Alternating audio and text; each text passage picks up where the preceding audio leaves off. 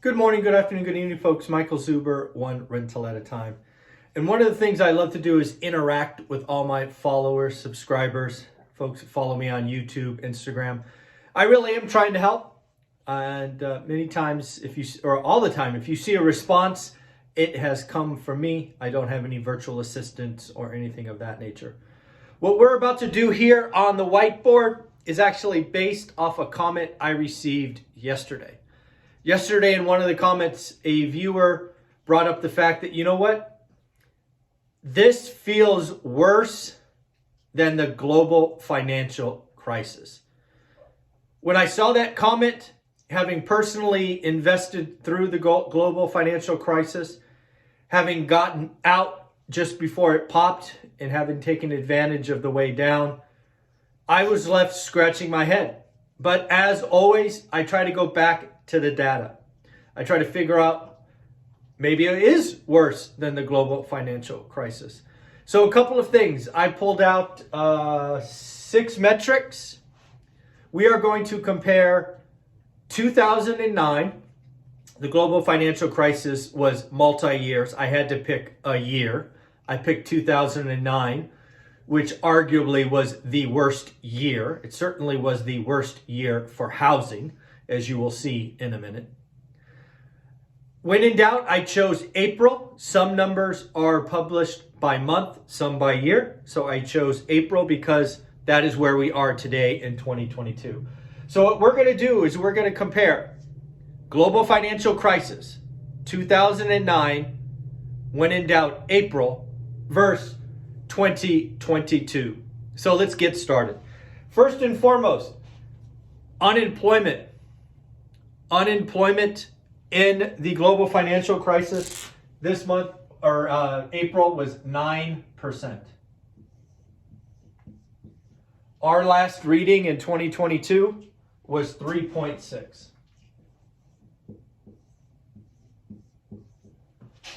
Now, one could argue the numbers made up, U3, participation rate, all of that argument could be valid, but let's at least admit these two numbers, these two calculations are the same from 2009. So they're equally good or equally bad.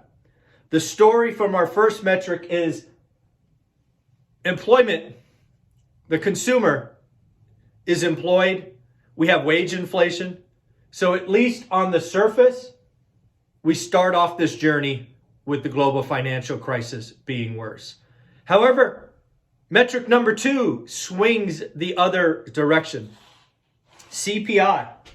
CPI in 2009 was 0.3. Yes, they were fighting to get inflation up. And as you know, yesterday, we had a reading of 8.5%. Again, we can argue how valid, how miscalculated. I even do that on this channel. I went ahead and corrected the rent inflation, and we're a lot closer to 12% than 8.5%. But again, like for like, equally good, equally bad. We are clearly in worse shape from an inflation perspective. Now, something I brought you 3 months ago, I think, was something we had to talk about during Jimmy Carter. Yes, folks, we are going back there. And if you don't know who Jimmy Carter is, look him up. He was a president of the United States for one term. There was something that we started calculating when Jimmy Carter was president. It was the misery index. That is an awful title for an index, but it really goes to the point. What is going on in the economy? What is going on for me and you, the consumer, the family, the household? And as you will see, the misery index really does point out that this time is worse, right? This is very simple. This is 9.3. All you do is you add these two together. And this is what, 12.1? So the misery index is 30% worse today. Yes, unemployment is better, but inflation is worse. It is much, much worse. The misery index is bad. How about real GDP, right? What is going on in our economy? Well, they had a problem in 2009. It was a recession.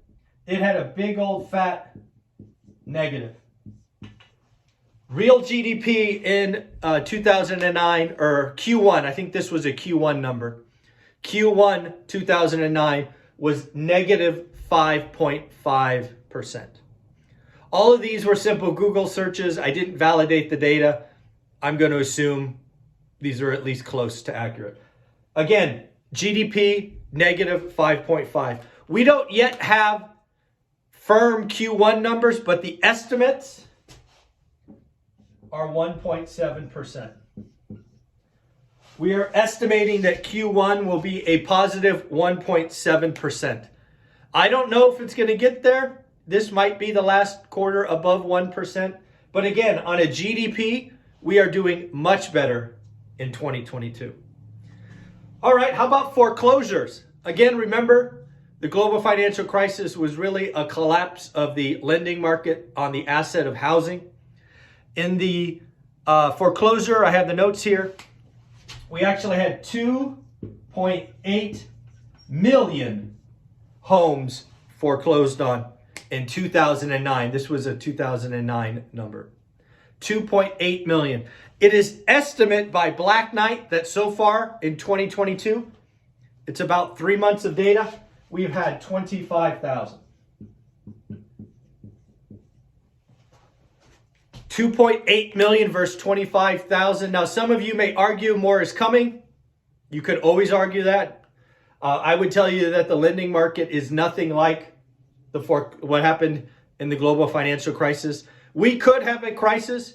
Some housing could get lost, but it won't be because 50% of mortgages are adjustable and just blow up. And then finally, let's talk about housing appreciation. I chose 2009 as part of the global financial crisis because it is the worst national housing crash in the last 100 years. It was down negative 8.9%. So far in 2022, the last reading had housing up about 15%. Something else to note that I wrote down, didn't have room on the board, was interest rates. Interest rates in 2009 were 5.04%. And we just heard from Matt, the mortgage guy, that they are 5.25% today. Housing, median home price was 186 back in 2009. Median home price today is a whopping 392. So again, when I look at this, I guess there's a couple of things that really jump out to me. Let me get another color. This one jumps out to me. The misery index. It feels worse today. I agree with you. It's not necessarily worse in homes or value, at least as an asset, but I still think the economy is in worse shape. We are 30% more miserable on an economic basis. Obviously, mainly because of inflation in CPI. Folks, let me know what you think. Leave comments below. I believe the misery index is something we need to start talking about. Anytime the misery index is double digits, that is a problem. If this were to ever get in the teens, like 13, 14, 15, that is a real problem based on historical information. Again, go look it up. Misery index. We've done a couple of topics or talks on it on this channel. Have a wonderful day. Take care of yourself. Thank you for being a part of the channel. Thank you for liking, subscribing. And if you want to say hello to someone, let me show you. Hi, Sonny. Sonny has been down at my feet this whole time because he wants to say hi to you. So say hi to Sonny. Leave a comment below. Let's get all the comments going so that this channel or this video goes viral. Bye-bye.